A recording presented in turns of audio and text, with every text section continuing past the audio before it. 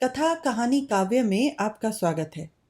कहानियों, कविताओं और व्यंग के रूप में साहित्य हमें वक्त विशेष के देश, समाज और जीवन दर्शन से अवगत कराता है। यह हमारा एक प्रयास है ऐसी रचनाओं को आवाज़ देकर आप तक पहुंचाने का। हमारे साथ जुड़िए हमारे YouTube चैनल और Facebook पेज पर। Like, share, subscribe. कथा कहानी काव्य। मैं हूं आपकी दोस्त मनीषा।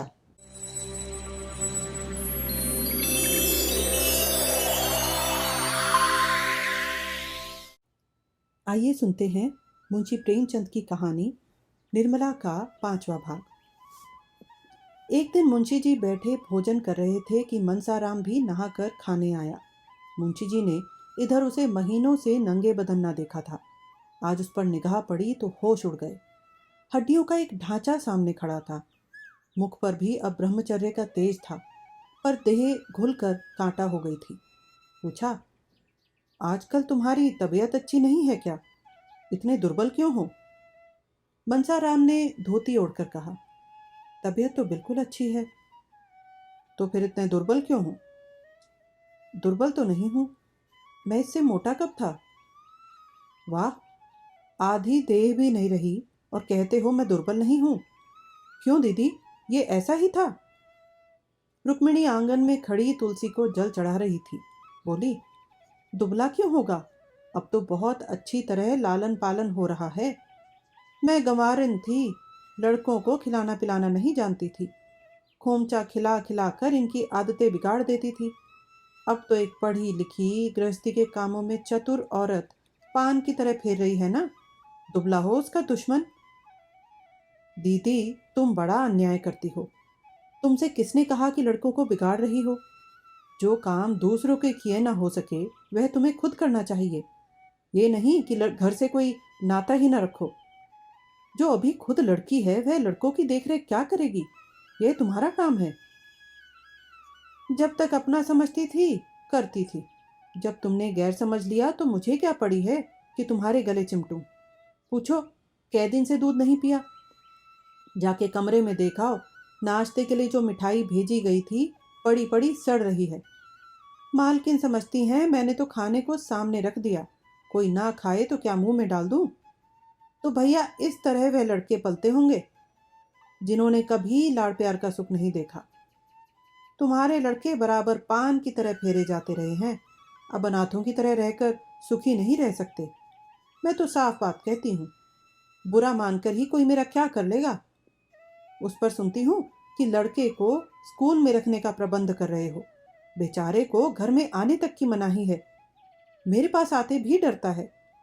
और फिर मेरे पास रखा ही क्या रहता है जो जाकर खिलाऊंगी? इतने में मनसाराम 2 फुलके खाकर उठ खड़ा हुआ। मुंशी जी ने पूछा, क्या तुम खा चुके हो? अभी बैठे 1 मिनट से ज्यादा नहीं हुआ। तुमने खाया ही क्या? 2 ही फुलके तो लिए थे। मनसाराम ने सकुचाते हुए कहा, दाल और तरकारी भी थी। ज्यादा खा लेता हूं तो गला जलने लगता है, खट्टी डकारें आने लगती हैं। मुंशी जी भोजन करके उठे तो बहुत चिंतित थे। अगर लड़का यूं ही दुबला होता गया तो कोई भयंकर रोग पकड़ लेगा। उन्हें रुक्मिणी पर इस समय बहुत क्रोध आ रहा था। उन्हें यही जलन है कि मैं घर की मालकिन नहीं हूं। ये नहीं समझती कि मुझे घर की मालकिन बनने का क्या अधिकार है। जिसे रुपयों का हिसाब तक करना नहीं आता वह घर की स्वामिनी कैसे हो सकती है? बनी तो थी साल भर तक मालकिन, 1 पाई की भी बचत न होती थी। इसी आमदनी में रूपकला 200-250 रुपये बचा लेती थी। इनके राज में वही आमदनी खर्चे को भी पूरी न पड़ती थी। कोई बात नहीं, लाड़ प्यार ने इन लड़कों को चौपट कर दिया। इतने बड़े बड़े लड़कों को इसकी क्या जरूरत कि जब कोई खिलाए तो खाएं। इन्हें तो खुद अपनी फिक्र करनी चाहिए। मुंशी जी दिन भर इसी उधेड़ बुन में पड़े रहे। 2-4 मित्रों से जिक्र किया। लोगों ने कहा, उसकी खेल कूद में बाधा न डालिए, अभी से उसे कैद न कीजिए। खुली हवा में चरित्र के भ्रष्ट होने की उससे कहीं कम संभावना है जितनी बंद कमरे में। कुसंगत से जरूर बचाइए, मगर यह नहीं कि उसे घर से निकलने ही न दीजिए। युवावस्था में एकांतवास चरित्र के लिए बहुत ही हानिकर है। मुंशी जी को अब अपनी गलती मालूम हुई। घर लौटकर मनसाराम के पास गए। यह भी स्कूल से आया था और बिना कपड़े उतारे एक किताब सामने खोलकर सामने खिड़की की ओर ताक रहा था। उसकी दृष्टि एक भिखारिन पर लगी हुई थी जो अपने बालक को गोद में लिए भिक्षा मांग रही थी। बालक माता की गोद में बैठा हुआ ऐसा प्रसन्न था मानो वह किसी राज सिंहासन पर बैठा हो। मनसाराम उस बालक को देखकर रो पड़ा। यह बालक क्या मुझसे अधिक सुखी नहीं है? इस अनंत विश्व में ऐसी कौन सी वस्तु है जिसे वह इस गोद के बदले में पाकर प्रसन्न हो? ईश्वर भी ऐसी वस्तु की सृष्टि नहीं कर सकते। ईश्वर, ऐसे बालकों को जन्म ही क्यों देते हो जिसके भाग्य में मात्र वियोग का दुख भोगना बदा हो? आज मुझसे अभागा संसार में और कौन है? किसे मेरे खाने पीने की, मरने जीने की सुध है? अगर आज मर भी जाऊं तो किसके दिल को चोट लगेगी? पिता को अब मुझे रुलाने में मजा आता है। वह मेरी सूरत भी नहीं देखना चाहते। मुझे घर से निकाल देने की तैयारियां हो रही हैं। आह माता, तुम्हारा यह लाडला बेटा आज आवारा कहा जा रहा है। वही पिताजी जिनके हाथों में तुमने हम तीनों भाइयों के हाथ पकड़ाए थे, आज मुझे आवारा और बदमाश कह रहे हैं। मैं इस योग्य भी नहीं कि इस घर में रह सकूं। यह सोचते सोचते मनसाराम अपार वेदना से फूट फूट कर रोने लगा। उसी समय तोताराम कमरे में आकर खड़े हो गए। मनसाराम ने चटपट आंसू पोंछ डाले और सिर झुकाकर खड़ा हो गया। मुंशी जी ने शायद यह पहली बार उसके कमरे में कदम रखा था। मनसाराम का दिल धक धक करने लगा कि देखें आज क्या आफत आती है।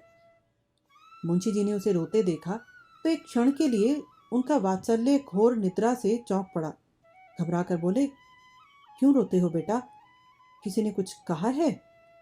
मनसाराम ने बड़ी मुश्किल से उमड़ते हुए आंसुओं को रोककर कहा, जी नहीं, रोता तो नहीं हूं। तुम्हारी अम्मा ने तो कुछ नहीं कहा? जी नहीं, वह तो मुझसे बोलती ही नहीं। क्या करूं बेटा? शादी तो इसीलिए की थी कि बच्चों को माँ मिल जाएगी, लेकिन वह आशा नहीं पूरी हुई। तो क्या बिल्कुल नहीं बोलती? जी नहीं, इधर महीनों से नहीं बोली। विचित्र स्वभाव की औरत है। मालूम ही नहीं होता क्या चाहती है। मैं जानता था उसका ऐसा मिजाज होगा तो कभी शादी न करता। रोज एक ना एक बात लेकर उठ खड़ी होती है। उसी ने मुझसे कहा था कि यह दिन भर न जाने कहाँ गायब रहता है। मैं उसके दिल की बात क्या जानता था। समझा तुम कुसंगत में पड़कर शायद दिन भर घूमा करते हो। कौन ऐसा पिता है जिसे अपने प्यारे पुत्र को आवारा फिरते देखकर रंज ना हो। इसीलिए मैंने तुम्हें बोर्डिंग हाउस में रखने का निश्चय किया था, बस, और कोई बात नहीं थी बेटा। मैं तुम्हारा खेलना कूदना बंद नहीं करना चाहता था। तुम्हारी यह दशा देखकर मेरे दिल के टुकड़े हुए जाते हैं। कल मुझे मालूम हुआ कि मैं भ्रम में था। तुम शौक से खेलो, सुबह शाम मैदान में निकल जाया करो। ताज़ी हवा से तुम्हें लाभ होगा। जिस चीज़ की ज़रूरत हो मुझसे कहो, उनसे कहने की ज़रूरत नहीं। समझ लो कि वह घर में है ही नहीं। तुम्हारी माता छोड़कर चली गई तो मैं तो हूँ। बालक का सरल निष्कपट हृदय पितृ प्रेम से पुलकित हो उठा। मालूम हुआ कि साक्षात भगवान खड़े हैं। नैराश्य और क्षोभ से विकल होकर उसने अपने मन में पिता को निष्ठुर और न जाने क्या क्या समझ रखा था। विमाता से उसे कोई गिला न था।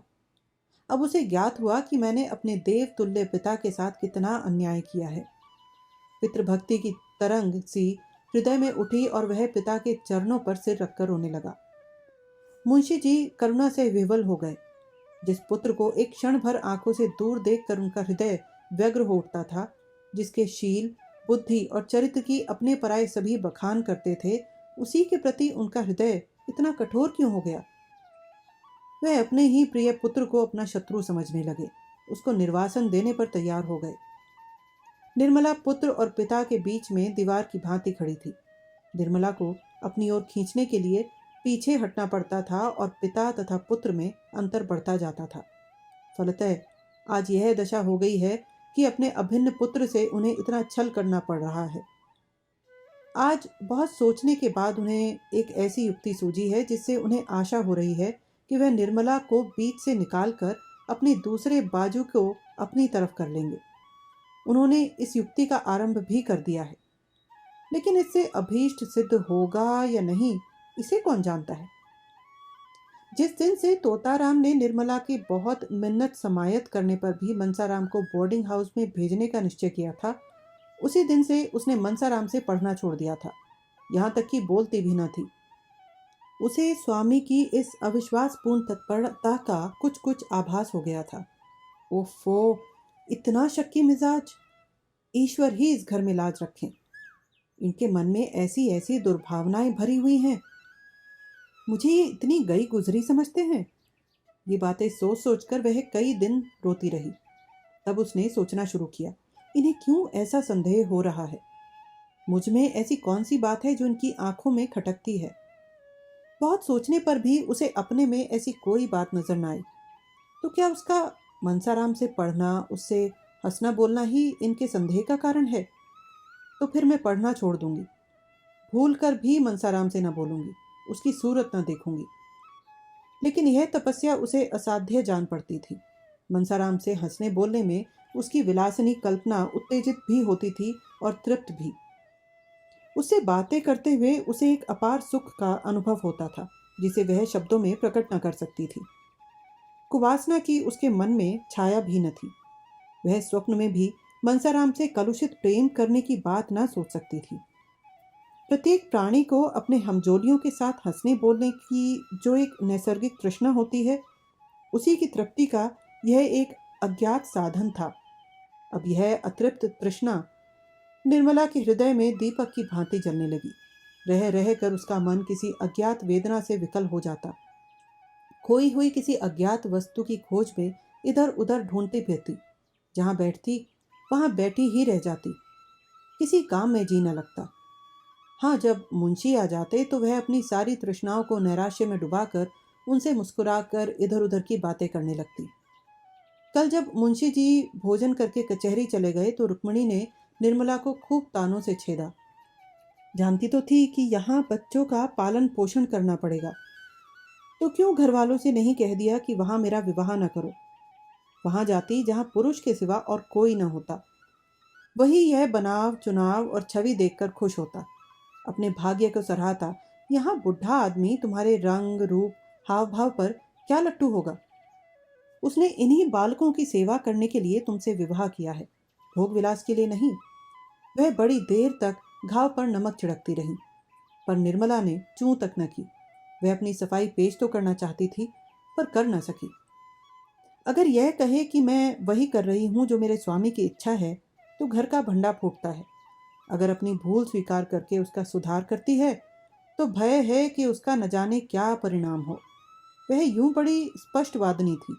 सत्य कहने में उसे संकोच या भय न होता था। लेकिन इस नाजुक मौके पर उसे चुप्पी साधनी पड़ी। इसके सिवा दूसरा उपाय न था। वह देखती थी कि मनसाराम बहुत विरक्त और उदास रहता है। यह भी देखती थी कि वह दिन दिन दुर्बल होता जाता है। लेकिन उसकी वाणी और कर्म दोनों ही पर मुहर लगी हुई थी। चोर के घर में चोरी हो जाने से उसकी जो दशा हो जाती है, वही दशा इस समय निर्मला की हो रही थी। जब कोई बात हमारी आशा के विरुद्ध होती है, तभी दुख होता है।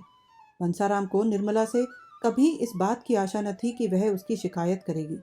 इसीलिए उसे घोर वेदना हो रही थी। यह क्यों मेरी शिकायत करती हैं? क्या चाहती हैं? यही ना कि यह मेरे पति की कमाई खाता है, इसके पढ़ाने लिखाने में रुपए खर्च होते हैं, कपड़े पहनता है। उनकी यही इच्छा होगी कि यह घर में ना रहे। मेरे ना रहने से उनके रुपए बच जाएंगे। वह मुझसे बहुत प्रसन्न चित्त रहती हैं। कभी मैंने उनके मुंह से कटु शब्द नहीं सुने। क्या यह सब कौशल है? हो सकता है। चिड़िया को जाल में फंसाने के पहले शिकारी दाने बिखेरता है। मैं नहीं जानता था कि दाने के नीचे जाल है। यह मात्र स्नेह केवल मेरे निर्वासन की भूमिका है। अच्छा, मेरा यहाँ रहना इन्हें क्यों बुरा लगता है? जो उनका पति है, क्या वह मेरा पिता नहीं है? क्या पिता पुत्र का संबंध स्त्री पुरुष के संबंध से कुछ कम घनिष्ठ है? अगर मुझे उनके संपूर्ण आधिपत्य से ईर्ष्या नहीं होती, वह जो चाहे करें, मैं मुंह नहीं खोल सकता, तो वह मुझे पितृ स्नेह से क्यों वंचित रखना चाहती हैं? वह अपने साम्राज्य में क्यों मुझे एक अंगुल भर भूमि भी नहीं देना चाहती? आप पक्के महल में रहकर क्यों मुझे वृक्ष की छाया में बैठे नहीं देख सकती? हाँ, वह समझती होंगी कि यह बड़ा होकर मेरे पति की संपत्ति का स्वामी हो जाएगा, इसीलिए इसे अभी से निकाल देना अच्छा है। उनको कैसे विश्वास दिलाऊं कि मेरी ओर से यह शंका ना करें? उन्हें क्यों कर बताऊं कि मनसाराम विष खाकर प्राण दे देगा, इसके पहले कि वह उनका कोई अहित करे। उसे चाहे कितनी ही कठिनाइयां सहनी पड़े, वह उनके हृदय का शूल ना बनेगा। यूं तो पिताजी ने मुझे जन्म दिया है और अब भी मुझ पर उनका स्नेह कम नहीं है, लेकिन क्या मैं इतना भी नहीं जानता कि जिस दिन पिताजी ने उनसे विवाह किया, उसी दिन उन्होंने हमें अपने हृदय से बाहर निकाल दिया। अब हम अनाथों की भांति यहाँ पड़े रह सकते हैं। इस घर पर हमारा कोई अधिकार नहीं है। कदाचित पूर्व संस्कारों के कारण यहाँ अन्य अनाथों से हमारी दशा कुछ अच्छी है, पर हैं अनाथ ही। हम उसी दिन अनाथ हुए जिस दिन अम्मा जी परलोक सिधारी। जो कुछ कसर रह गई थी वह इस विवाह ने पूरी कर दी। मैं तो खुद पहले इनसे विशेष संबंध न रखता था। अगर उन्हीं दिनों पिताजी से मेरी शिकायत की होती तो शायद मुझे इतना दुख ना होता। मैं तो उस आघात के लिए तैयार बैठा था। संसार में क्या कहीं मेरा ठिकाना नहीं है? क्या मैं मजदूरी भी नहीं कर सकता? लेकिन बुरे वक्त में इन्होंने चोट की। हिंसक पशु भी आदमी को गाफिल पाकर ही चोट करते हैं, इसीलिए मेरी इतनी आवभगत होती थी। खाना खाने के लिए उठने में जरा भी देर हो जाती थी तो बुलावे पर बुलावे आते थे। जलपान के लिए प्रातःकाल ताज़ा हलवा बनाया जाता था। बार बार पूछा जाता था, रुपयों की ज़रूरत तो नहीं है? इसीलिए यह 160 रुपये की घड़ी मंगवाई गई थी। मगर क्या इन्हें कोई दूसरी शिकायत न सूझी जो मुझे आवारा कहा? आखिर उन्होंने मेरी क्या वारगी देखी? वह कह सकती थी कि इसका मन पढ़ने लिखने में नहीं लगता, एक न एक चीज़ के लिए नित्य रुपए मांगता रहता है। यही एक बात उन्हें क्यों सूझी? शायद इसीलिए कि यही सबसे कठोर आघात है जो वह मुझ पर कर सकती हैं। पहली ही बार इन्होंने मुझ पर अग्निबाण चला दिया, जिससे कहीं शरण नहीं। इसलिए न कि ये पिता की नज़रों से गिर जाए। मुझे बोर्डिंग हाउस में रखने का तो एक बहाना था। उद्देश्य यही था कि इसे दूध की मक्खी की तरह निकाल दिया जाए। 2-4 महीने के बाद खर्च वर्च देना बंद कर दिया जाए, फिर चाहे मरे या जिए। अगर मैं जानता कि यह प्रेरणा इनकी ओर से हुई है तो कहीं जगह न रहने पर भी जगह निकाल लेता। नौकरों की कोठरियों में तो जगह मिल जाती, बरामदे में पड़े रहने के लिए बहुत जगह मिल जाती। खैर, अब भी सवेरा है। जब स्नेह नहीं रहा तो केवल पेट भरने के लिए यहाँ रहना बेहयाई है। ये अब मेरा घर नहीं है। इसी घर में पैदा हुआ हूँ, यहाँ खेला हूँ, पर यह अब मेरा नहीं। पिताजी भी मेरे पिता नहीं। मैं उनका पुत्र हूँ, पर वह मेरे पिता नहीं है। संसार के सारे नाते स्नेह के नाते हैं। जहाँ स्नेह नहीं वहाँ कुछ नहीं। हाय माँ, मेरी माँ, तुम कहाँ हो? यह सोचकर मनसाराम रोने लगा। ज्यों ज्यों मात्र स्नेह की पूर्व स्मृतियां जागृत होती थी, उसके आंसू उमड़ते आते थे। वह कई बार अम्मा अम्मा पुकार उठा, मानो वह खड़ी सुन रही है।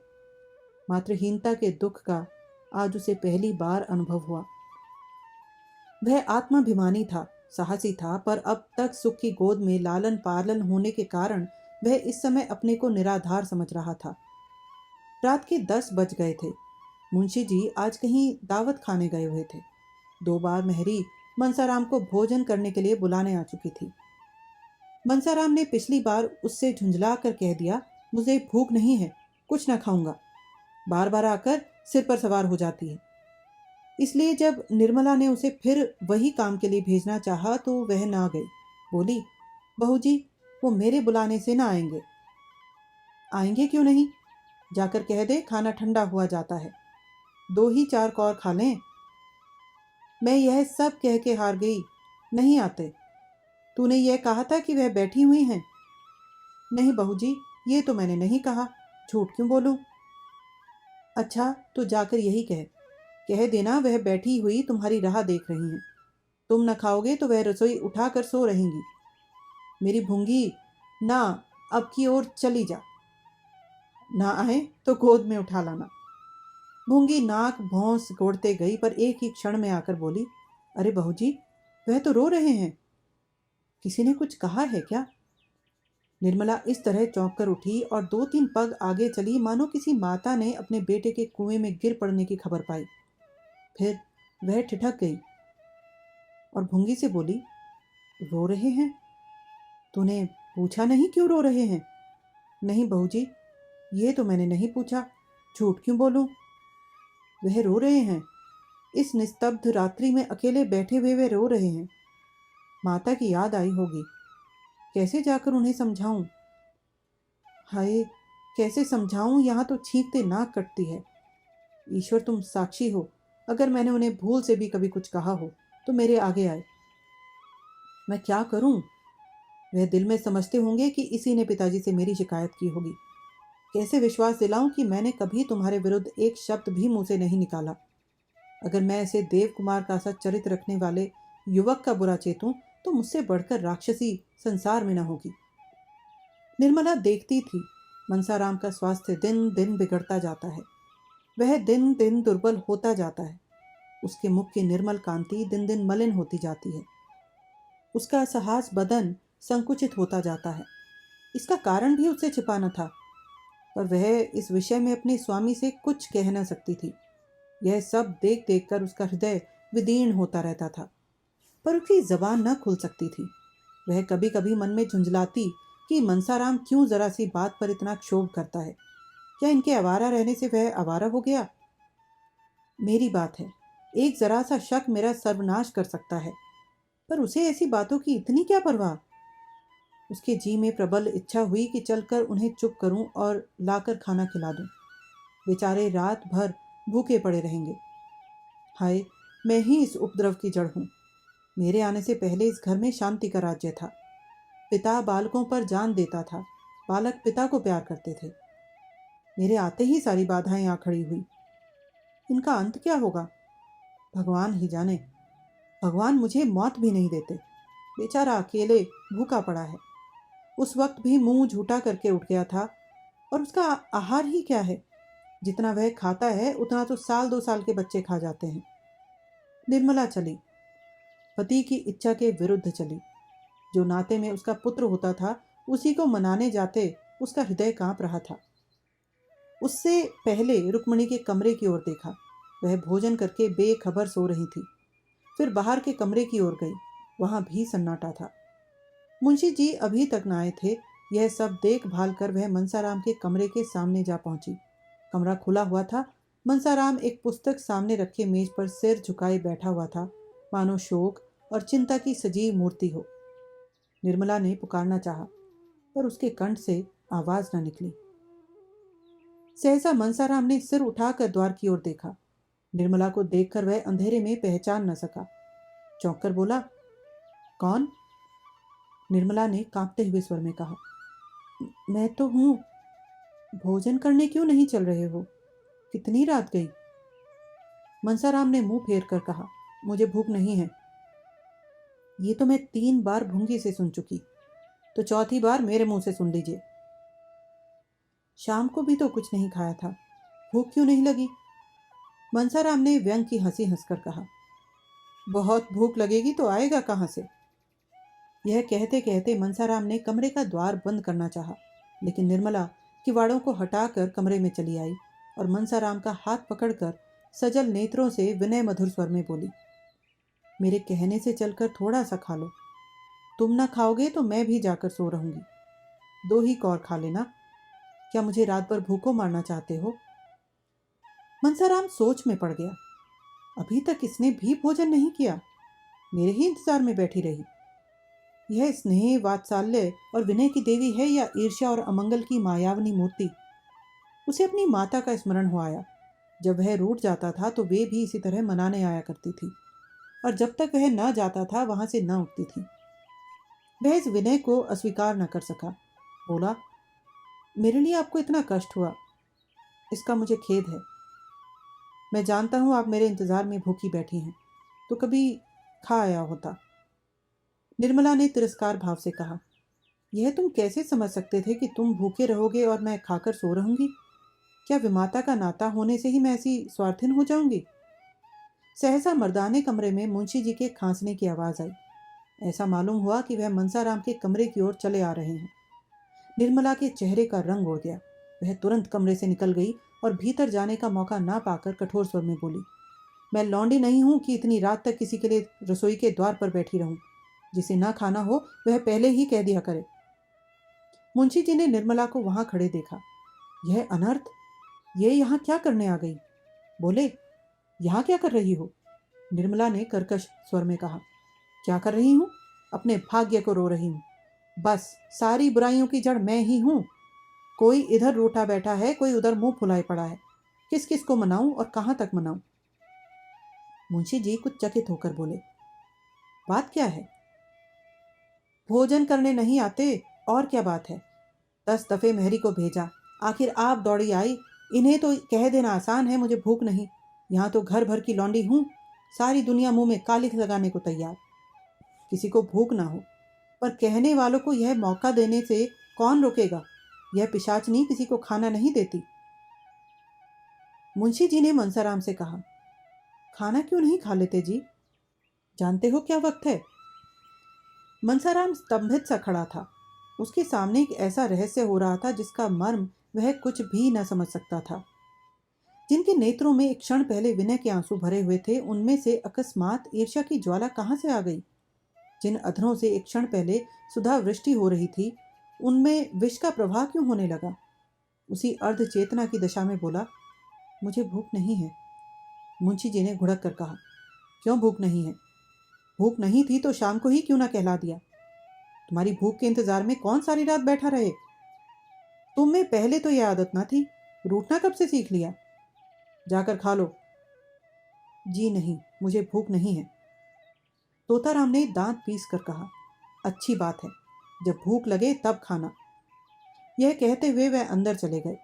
निर्मला भी उनके पीछे ही पीछे चली गई। मुंशी जी तो लेटने चले गए। उसने जाकर रसोई उठा दी और कुल्ला कर पान खा मुस्कुराती हुई आ पहुंची। मुंशी जी ने पूछा, खाना खा लिया ना? क्या करती, किसी के लिए अन्न जल छोड़ दूंगी? इसे न जाने क्या हो गया है, कुछ समझ ही में नहीं आता। दिन दिन घुलता चला जाता है, दिन भर उसी कमरे में पड़ा रहता है। निर्मला कुछ न बोली। वह चिंता के अपार सागर में डुबकियां खा रही थी। मनसाराम ने मेरे भाव परिवर्तन को देखकर दिल में क्या समझा होगा? क्या उसके मन में यह प्रश्न न उठा होगा कि पिताजी को देखते ही इसकी त्योरियां क्यों बदल गईं? इसका कारण भी क्या उसकी समझ में आ गया होगा? बेचारा खाने आ रहा था, तब तक ये महाशय न जाने कहां से टपक पड़े।